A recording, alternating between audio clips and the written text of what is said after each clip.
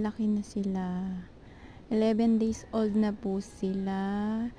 And dalawa lang po yung babies niya. Kasi yung una niyang babies, kinain. 6 babies sana yun. Dahil na-stress si mother hamster. Kaya inain niya. Dahil first timer namin mag-alaga noon. Wala kaming alam. Pinapanood namin habang nanganganak. Pero now, hindi namin siya pinanood. Pagtingin ko ngayon is malalaki na, kumakain na sila ng gulay. Ang cute-cute niya tingnan, nakakagigil.